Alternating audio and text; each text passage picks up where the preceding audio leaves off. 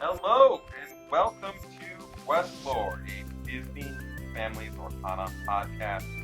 I'm Matt, I'm Malcolm. I'm Emmett. And I'm Jen. and we are here every week to talk to you guys about Orkana. We take it from a family perspective. Our whole family enjoys playing the game. Yep. We hope you had a great week. We're going to start out ours. We do every episode by talking out about how we played this past week. We did our regular replay. So, guys, how did it go? It went kind of good for me. I mean, I actually didn't get second to last. I actually think I got 2-1 stuff, but then I got 1-2. Yeah? I knew. Yeah, sorry, I beat him. But you should. Yeah, but I kept using. Dog wants me to play. But then I used that lesson for you to show me my deck, Yeah. and I saw that I grabbed the swords and that Pluto god, so I took it out, and you had a Pluto out, so I just took out the Pluto and she inked the god Pluto the next So time. basically, like this, I kind of call this week Family Week because we all played each other at least once, I think. No, I didn't play you guys. Well, the three of us that played, like I played both of them, and then they played each other, didn't you? Yeah. So that was kind of funny because it, especially this was the first week of the third league. Yep. For our location, and there was a lot of people there. There was, I think, like 4 new people there that had never played there before. I think Matt and I both had the displeasure of playing a new person because the regular people we actually beat. Yeah. It was the new people that ruined it for us because I know my first match was against one of the new people, and it actually ended up being a draw.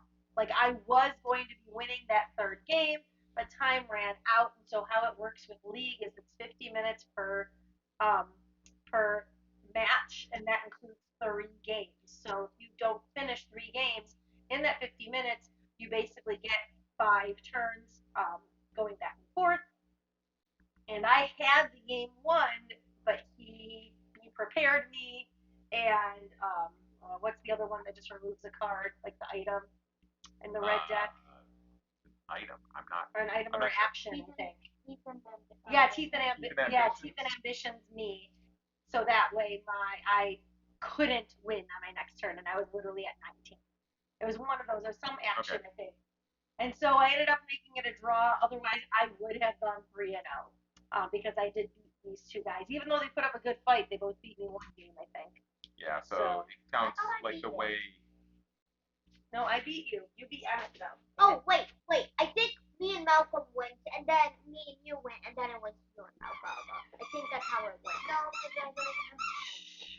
sorry. So, yeah, our dog has decided that she wants to join in with the fun. She's jealous, so she's brought along her squeaker toy to join in on the audio podcast. Those watching on video, you will see her kind of squeaking and Jen trying to play with her. Is there any squeaker dog toys for Volcana cards? Like Volcana cards that are squeakers? No. Because they're cardboard cards. Anyway, you guys. So yeah. So Malcolm, how did you do? I was 2-1. I beat everything except Mom. Whereas I got 1-0 because I went 2-1 because against Mom because I did not draw a single 1-drop my first turn. Ouch, that hurts. Yeah. And I'm playing aggro, so like. Wait, did you get any 2-drops or did you get any Pinocchios or I had like 1 Pinocchio and that's like it. Yeah, but with Malcolm's deck, what he's actually trying to do is like drop a bunch of 1-drops at once, not just play 1-drop on one. When he wants to play cards that cost 1, like he'd rather play 3 of those on turn 3 instead of 1 3-cost character. It's really interesting playing against his deck because like I know my strategy is completely different. Mm-hmm. Like I have to get rid of those 1-drops like immediately, especially that Piglet and that Arthur. They have to go because those could be up to 3-4 lore in a single turn. So like sometimes Along Came, or no, is it Along Came Zeus? Yeah.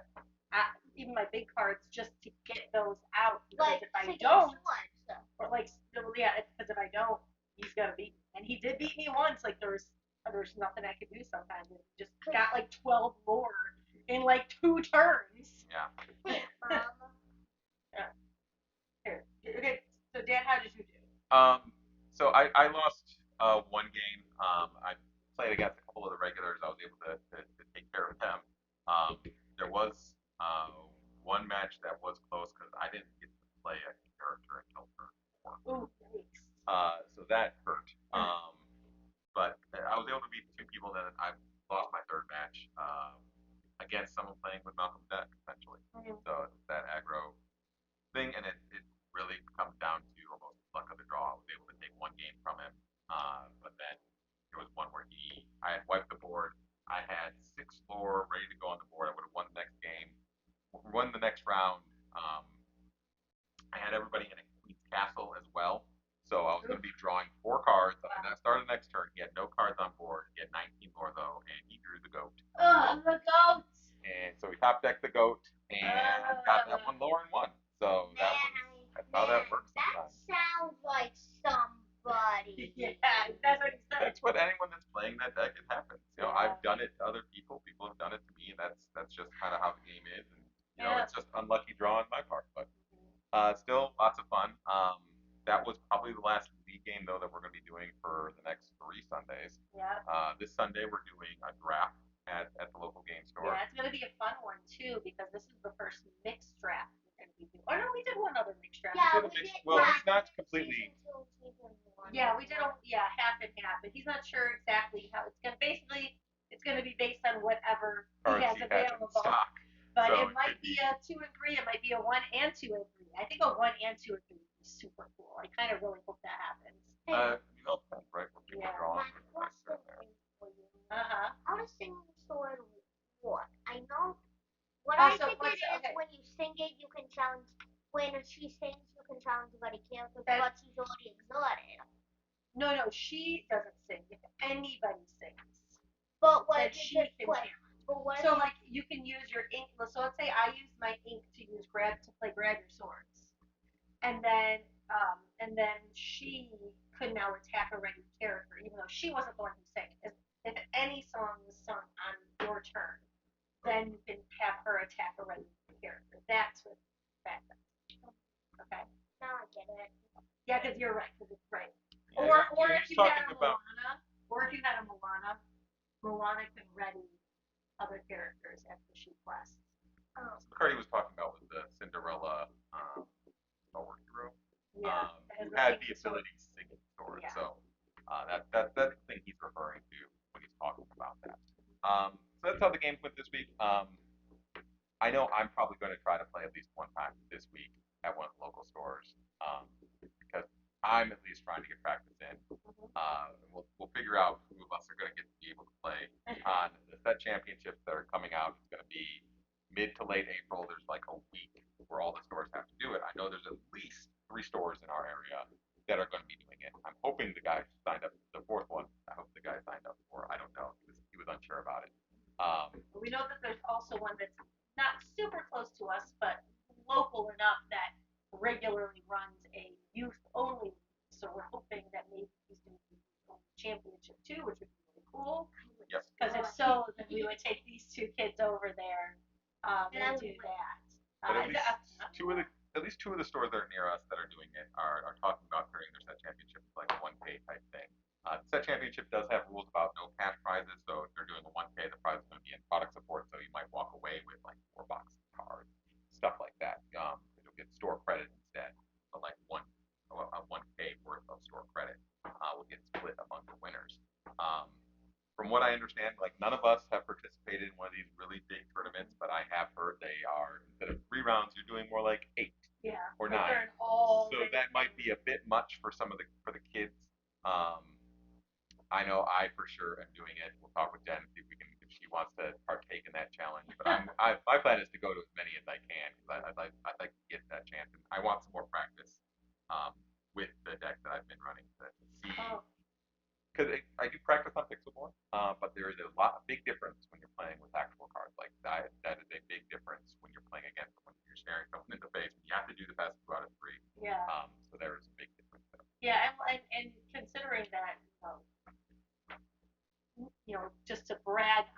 my husband over here, like he has, knock on wood, only lost one game or one match in the past month and a half. Yeah. I mean, I'm saying there's when we look into like what other people are playing, I'm playing something similar that keeps winning the Ruby Amethyst deck. That um, there are decks I think that are better than it, but I think it's the most forgiving. Like if you make a mistake, you can come back. Most consistent where you can come back if you fall behind. Um, so I'm getting better. This is my first real trading card game, just like all of us, but we're all getting better. And we're Pokemon all cards. Yeah, but we One of didn't us really that play. actually played it. Well, we didn't really play Pokemon cards competitively. We just played against each other. Like this is the first like card game where we're actually playing in a competitive with prizes. Did I play Pokemon cards? With you guys. Hey, I played a couple of matches with you. Yes. Oh, I remember. When we were first trying to, teach them their math skills, we thought Pokemon cards would be a good way to get them excited about math, which we didn't really have to do because they ended up doing math anyway. So exciting times. We'll keep you updated with our antics when it relates to league and set championships and all that stuff. We will definitely have a podcast next week. We'll try to, but the week after that, we might be taking a week off because we are taking a spring break cruise with the family. So we'll have one. Decided in my mind to be pulled down. So we will have one next week. But then we will be off for a week while we go on our awesome family vacation, and then we will be back the first weekend of April. Yeah.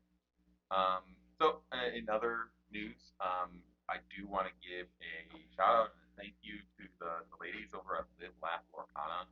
They featured us as their creator content spotlight of the week. Yes, thank you. I've listened to their podcast for several months. I think they're great at what they're presenting. They're very similar to how we're presenting it. It's two sisters that one of them was into trading card games, basically dragged the other one in with her when it became Disney. They're talking about how they're playing at the local league, so kind of coming at it from a perspective, just like we are. Go give them a listen. You can join their Discord where they chat all the time. They're a pretty funny podcast. If you haven't had a chance to listen to it, go ahead and give them a listen. And thank you, ladies, for mentioning us. These kids were so excited when they heard you say their names. That was like the coolest thing. Like their eyes lit up. So thank you so much for that. Did you have something you want to say, Emmett? Nope. Okay. So still light on like regular Lorcana news this week, except for one thing, which was basically the announcement of more news. And that more news will be coming specifically on Wednesday of this week. There will be their first, what they're calling a forecast, where they're going to be announcing stuff. This is about the time when we would expect for them to release the name of the next set, some details about it. We have some details that they need to provide regarding set championships. There's actually they're also due to give us a comprehensive rule book for Lorcana. There actually isn't a full rule book. It's all like kind of in the app. There's a bunch of things about the individual cards and basically a pamphlet that was given to the league organizers for the local stores about how to actually play the game and kind of rules when it comes to playing in a competitive tournament. Can you do things like take any notes? Can you do things like have cards that you can change out between matches? Things like that, where there aren't any set rules yet. So we're expecting that. We're expecting the next of the fourth set, the details about the fourth set. So next week we'll have a whole bunch of that to talk about. I imagine that'll be Wednesday, and then we'll report after that. So lots of fun coming up. But our topic for today, we've got two things we're going to go over. First, we're going to discuss more about the lore of Lorcana. We started last week with the stuff from the first chapter. I'm going to continue this week with the stuff from the second chapter, and then we're going to go over. Last week we talked about building a deck. Okay, so you've got your deck. What do you do with it? After that, if you want to go and play someone, going to a store, but you can just take your deck and go. There's some other things that we want to talk about from our experience. What will help with that? Can I go over when we get to it? We're gonna watch. Oh yeah. So last time, what did we learn last time in the lore? It's a good idea. Last time, what was her name again? Shanzi? Shanzi was at this karaoke, but nobody was listening to her. But then she found the Great Illuminator. The Great Illuminator. But she was transported to the Great Illuminary. And Great Illuminary, and then what character did she end up finding in the Great Illuminary?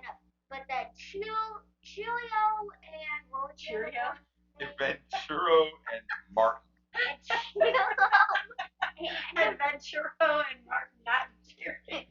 Not Cheerio. Venturo and Martin belonged to a big book. Right. And she used this little pen Called an Inkcaster. To make Hercules. Right. The bodyguards from the first set. Right. Do you remember what they called, like what special name they had for people that were able to create that stuff? Illumineers, right? Illumineers. That's what we all are, right? We are Illumineers. And the colors are glimmers. That's correct. Good job. What do they create the glimmers from? Do you remember? Pieces of the story. Right. So Disney stories, they call them story stars, right? They use ink and lore and an ink caster to create characters, right? Those create the Dreamborn and Storyborn characters, right? Are there any other characters that I haven't, type of characters I haven't mentioned? Floodborn when So we haven't talked about. No, so that's what we're covering today, right? Yeah. The Floodborn portion of this. You're right. I mean, the it's called Rise of the Floodborn. Right. So that's we're learning how these Floodborns were created. So the Great Illuminary, you've got this Great Illuminary where Shamsi, Venturo, and Martin were all shown, and there's other people there. They haven't been given any names. We haven't really seen them in a video, but they're like other people there. They're supposed to be us. Like we're all there too. We're creating these glimmers. We're spending them out to get the lore. There was a great curator there with other Lumineers, but they're all gone. Somehow some of the lore has spread out right across the land. They said that Jensen is We think it's It could be like Yen said, right? We are thinking that Jensen could be the one behind it all. Right. And also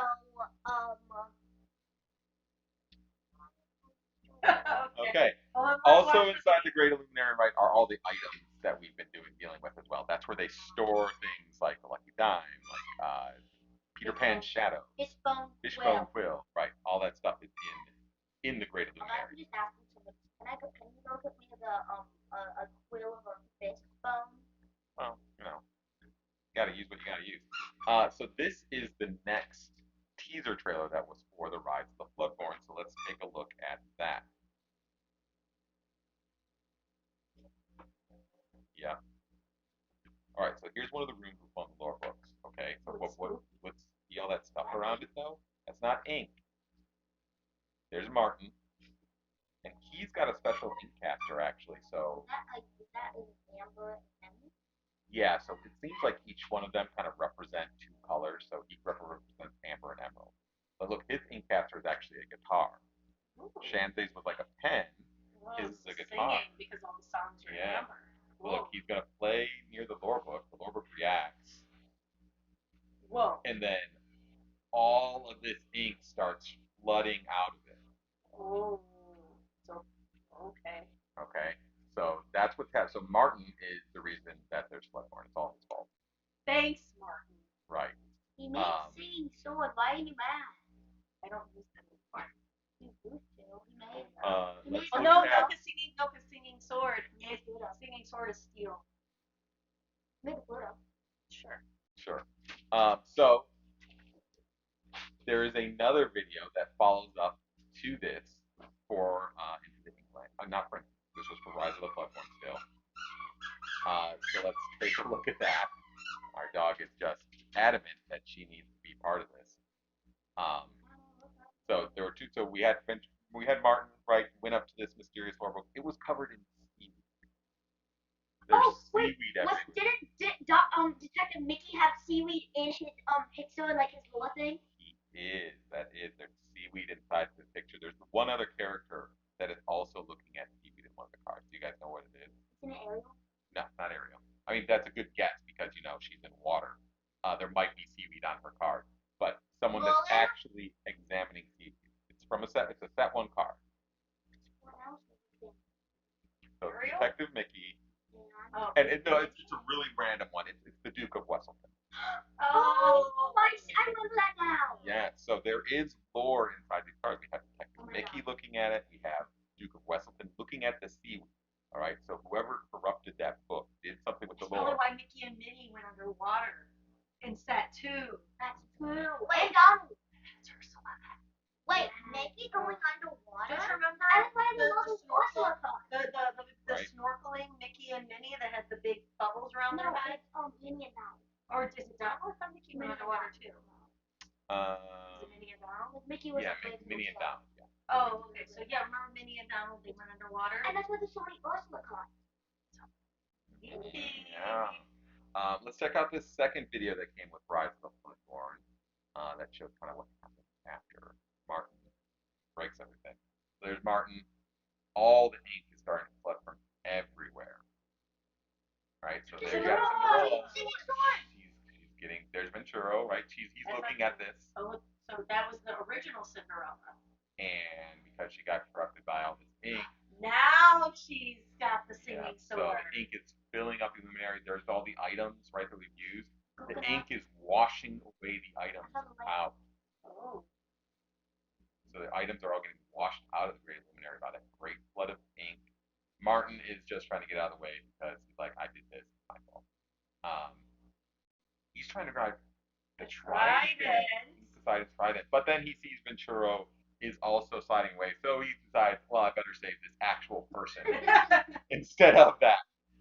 So Venturo. Not Poseidon's trident. Whose trident is it? King Triton's. King Triton's Poseidon, yes. This is not. So there's the ink going out. You've got our three heroes all looking out, and you've got the Floodborn version of these characters, and then just the queen looking out with them, looking over the ink lands as ink floods through them. So that's what Piglet's doing. He's going through the inkland. Right. So. But the text on Piglet says there's lore out there, and I'm just the one to find it. No, but it's also in part of the lore. He says he's going through the inkland. So maybe that's why there's so many pirate things in set 3, because they all have to sail through the ink. Right, so Into the Inkland. They have to Very go cool. So we have one more video that we'll watch next week, as well as whatever kind of comes up from this thing. So while this video, so again, we get the lore from the videos, we get lore from the cards, we get lore from the books that were in the tropes. Yeah. So the trope book this time talks about what Shanzi was doing while Martin was messing everything up. Basically, while that's occurring and while Martin is saving Venturo, Shanzi and the other Lumineers, they see the red spell book. They're all gathered kind of around it, seeing what that's going to do. Then the ink floods through, washes away the spell book. She watches Belle and Codsworth changing into their Floodborn version.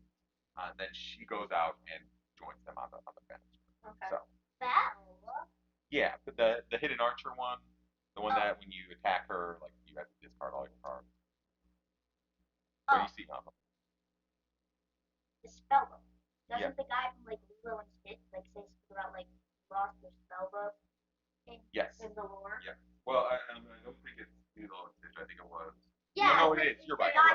Cobra Bubbles, right? Yeah. Cobra Bubbles talks about wait. I think the text on his card was like, so you're telling me your spellbook got washed away by a giant flood of ink. Basically questioning the whole thing. But we just saw that it did happen. Yeah. And so the other reason why I think it's Ursula, I think that because so I think we talked about this before. There's actually a misprint on the Floodborn Ursula. Mm-hmm. And why would it? And what is the misprint again, Dad? That she's a Storyborn. But she's really supposed to be a Dreamborn. No, not Floodborn. But so I wonder if it's a big deal that has to be changed because of the lore. There's a chance it could be. It's interesting to note that, right, Ursula is one of the characters where we have a lot of cards, but she has no ship. Yeah. Right? She's one of the ones that has no ship card currently. Some of the other villains don't, right? We have a ton of Maleficent cards, and she doesn't have a ship card. Well, most of the shifting ones are either Floodborn or They have to flood. Every single flood Yeah. is different. So that's the thing. So if there's no Floodborn Ursula, she's the one behind all. Right. Because everybody else that has a shifter that's a big card, and all the shifters are Floodborn. The only one that isn't biggest one that has a ton of cards is Maleficent. There's no shiftable Maleficent yet. So it could be Maleficent too. But I think that You got all the clues for saying it's Ursula, yeah. makes more sense. Hey, Dad. Yeah. Who were those people that were at the balcony at the end? That wasn't two of the not. I think those were all the princesses. And No, it was all like the three main people of Into the Floodborn. The Raya, the yeah. Wait, Raya? Bloodborne? Yeah. Yeah. That one is. That one is. And that was all the Bloodborne and then characters, was, and then that was the shifting queen, like the and 5-point queen that shifts, and then the Cinderella one. Yeah. It was So, all the shifting ones. And like you guys remembered, right? So you've got Cobra Bubbles was talking about the spell book getting locked away. Interesting enough, there's a couple other cards that have story in it. Yuki Hops and Chief Fogo both talk about how they're investigating the Bloodborne explosion, how all the ink came out, and really we just show this video and say, look, Martin did it. So you had to go and play with stuff in an obviously dangerous situation. So that's what we've got so far. There is an Into the Inkland video we'll watch during our next episode, and I'll go over some more of the stuff people have been seeing and speculating from cards where you have some of the things matching up between each of the cards, like some of the items that you can see in them. What's interesting to note is this video specifically called out the importance of being Triton. Oh, Triton. Yeah, that's also for Ursula. Exactly. Wait, is King also for Ursula. Trident an item yet? It is not. There isn't one yet. It's featured here, and I will say it's featured in the next set, in the next video as well. So we have not seen this item yet. It's been featured in multiple videos now. So we'll see what happens with the next one, and we'll be able to speculate more, and we'll talk about what's in some of the other cards. So that is for next week. Maybe we'll get some more lore as well with the lore cast coming out on Wednesday. So anything else you guys want to add on lore stuff? Any other thoughts right now? No, but I hope somebody from Alice in Wonderland is part of the lore. What part of the lore videos you mean? I wouldn't be surprised if we start getting more and more characters. I mean, the test I have had said something about like Alice was just like, why does it look so twisted and weird? There's not enough ink to it, and they just like some things don't need ink twisted. Yeah. That's because they have more. I think we have a Floodborn Cheshire Cat, but we don't have a Floodborn Alice yet. A Floodborn Mad Hatter, We have a Floodborn Floodborn March Alice. No, that's more. Yeah, the Tea Alchemist, even though it looks like it would be a Floodborn, is a Reborn. So. I mean, exactly. She dreams That art to is so be. cool. Yeah, the art is so cool. The card is just. I know, but the art is so good. Yeah. Do you know what would make a good dream board for Alice? Her being a flower. Oh, that would be everything just be a dream board for Alice? I mean, she's gonna have a lot of people probably. It makes sense. There's so many things. Because she could be that. She could be.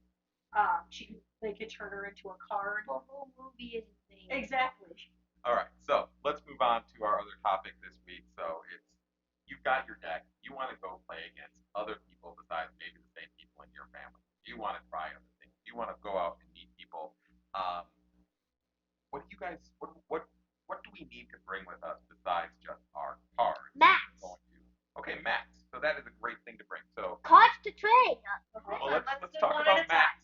Okay, so play mats are basically just like kind of cloth or neoprene type material. We've got one set up on the table here. It's just a nicer surface to play on than the hard tables, and it helps kind of protect your cards. You can kind of dig into a little bit and pick it up. You don't bend those edges or scratch anything up. What kind of mats do you guys have? I got a Queen of Hearts one. Right. So we actually bought them custom ones for their birthdays. Well, the Lucky Rabbit. That's kind of creepy when you whisper in a microphone. So you just talk normal. And actually, my Queen of Hearts one is a pixel straight out from the movie. Yeah. Yeah, and so I have a really cool Rapunzel one of all the lanterns. And mine's one from Kingdom Hearts where it's got Sora, Mickey, Sora, Donald, and Goofy all on it.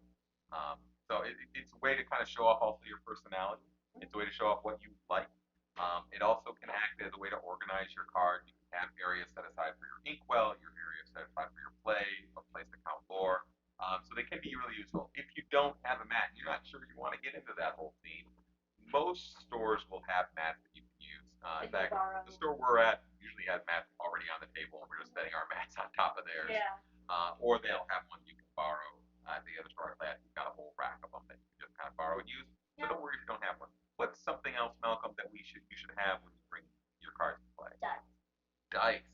So that's weird, right? Because it's a card game. It's not a board game. It's not a tabletop RPG. What do we use our dice for? Can I? Go right ahead.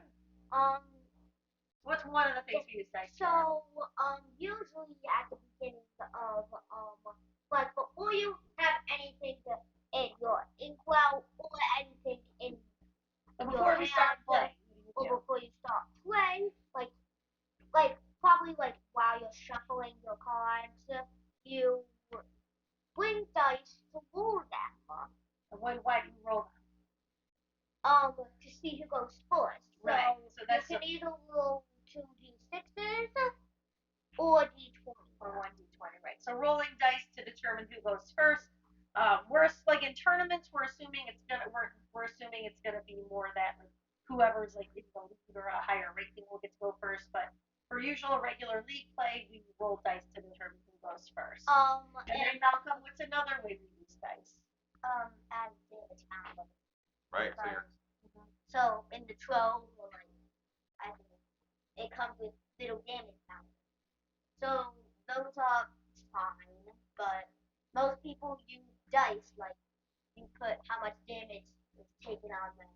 Like because then you can just turn the dice when you get more damage rather than adding more counters. Yeah. So like Pokemon cards. And some of these things, when you're playing, you want to make sure that the other person you're playing against is comfortable with how you're using things. Most people put like this for its damage. They'll put like I put 1 damage on the dice. That's 1.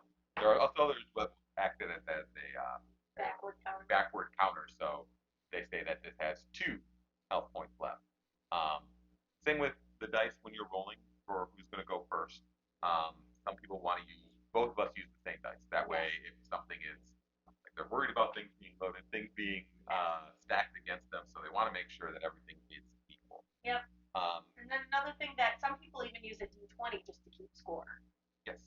So that's a last final way that you can use dice is if you want to use it to keep score. I know most of us don't do that because we either like I know all of our mats actually have a score counter on it, and we actually like using those little Durable figures and move them along our counter to keep score, or you can use the Lorcana app to keep score. It just does drain your battery a little bit. Or in the latest, was it in the latest Trove, or was it in that came with a little point counter? It was the latest Trove, came with a point counter. That's also been an award for leagues as well, like a promo that they give out during leagues. The little war counter, so it has the disc, and then you spin the disc, and it shows you a number.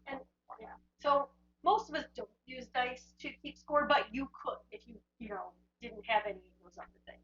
Yeah, and when we're saying d6, d20, if those terms are new to you, that's just referring to the number of sides the dice have. So a 20-sided dice, 6-sided dice. Those are what's typically used. And 6-sided dice is probably what you're used to when you hear dice. If you need dice, go raid your Yahtzee set. Grab a bunch of dice out of there. I think that's probably what I did the first week, was find those dice from that. Until we just all have like special colored dice. Like now all of our dice matches our colors. So we've been blinging up as we've been playing more and more. So we've got dice to count damage and count lore. We've got play mats to play on. What else do you guys think would be useful to bring with you? I know one of the things that is very helpful for me is a deck box. Because then I can store my deck in there, and then like the ones that we have also have a space for us to store our dice, for me to store my adorables that I use to keep score, and then if we do like get new packs of cards, there's a place to put those as well. So we all have our own deck box. At the beginning, we started with just 2, and we just kind of shared and put all of our decks in it. But now, like Matt said, we have upgraded so that we all have our own. Um, and it's just nice because especially with these little guys, when you're moving from one table to the next between rounds, if you don't have a nice way to put everything together, then they can't be independent and move their stuff by themselves. And so we really like having those deck boxes so that they can put everything together, and then they only really have to carry two things over with them: their mat and their deck box when they're moving from location to location. Trading cards. Oh, cards to trade is the next one. Sure. So after you played a little bit, you can bring your cards to trade. That's usually where you're going to find people that are willing to trade cards. We completed a whole bunch of cards that we needed during the first weekend from Infinity Plans. Got people that are looking for specific cards. So you're helping them out. They're helping you out. It's a good way to trade. Usually when you're trading cards, people will determine their value by looking on a website called PCG Player to see their value. So they make sure you're not like kind of, oh, here's a chip for your East tragic hero, right? You don't want to necessarily go one for one. You want to make sure that you're getting something equal in return. Or here I will give you this stitch for your foil singing sword. Yeah. I think there was one time during a draft. Oh right? God.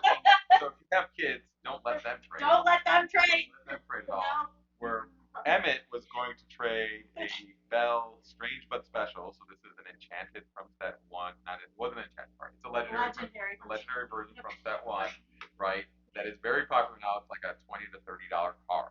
And he was going to trade him for a like Elsa gloves off or something like that, like a really small Elsa, Not a the big Elsa, like a 2 cent card. Before I had to step in and say no. What are you doing? Because in the draft he pulled Anna, which like does stuff with Elsa's on the board. She's like, well then I need an Elsa, and he was just going to trade that away, and I had to step in and stop that.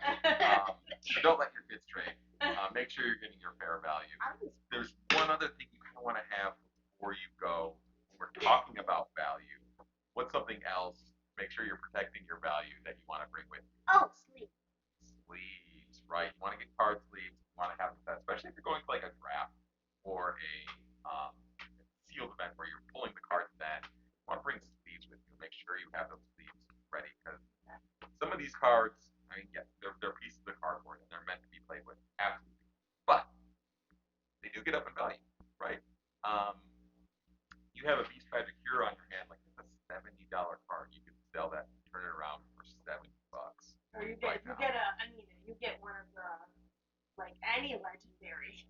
Yeah. Like especially like a foil legendary. I got holy. Yeah. So if you get those cards just when you're drafting, or then if you're bringing those cards with you, right? You might have easily $600 worth of cards in your deck when you're playing. You want to give some protection to that. You are going to have to shuffle them. You are going to have to deal them. You are going to have to put them on mats, bring them up. People are going to be tapping them to say that needs to be destroyed. Stuff like that. So get a set of card sleeves and use them. If you're wondering, like, well, what kind of cards you get, the brand that you typically buy is called Dragon Shield. They're pretty nice. Yeah, they make them in like they do make them in clear, like shiny and matte, but then we really like the colored ones, too, that have the colored back. And I mean, even though the artwork on the back of these are really, really nice, it is nice for, especially when we have 4 decks in our house, to have 4 different color sleeves so that we know whose is whose in case there is some kind of shenanigans happening and people's cards get mixed up. We know whose are whose. Yeah. You're all forgetting about the most important thing to bring. What's that? Card decks. Well, that's what we started with, man. You said you got a deck. What else do you got to bring, man? So if you are thinking about going to a local play event, which we all encourage you to do, it's been an absolute blast since we started it. Think about what you need to bring with you. Think about that play. Like I just showed up my first time with. I knew I should get card sleeves, but I just showed up with a deck in my trove box with my cards inside, with little cardboard things inside of there. I didn't bring counters with me. I was just like, oh, I'll use the little counter that came with it, or I'll use the app, and I'll use these little damage counters. And I learned so much from that play event because a lot of people that are playing, especially Lorcana, are really into growing the game, are really into sharing.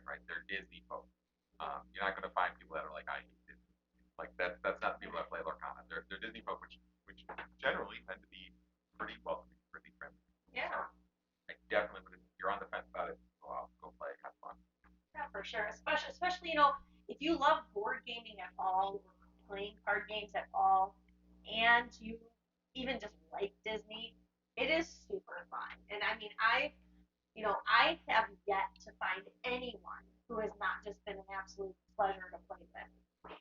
And we played at multiple stores, so it's really been great. Um, and like what I love the most too is how amazing everyone is playing with our kids, because most of the time when we play, they're the only kids there. I think we've only played maybe 3 or 4 times total where there's been any other kids there. Yeah.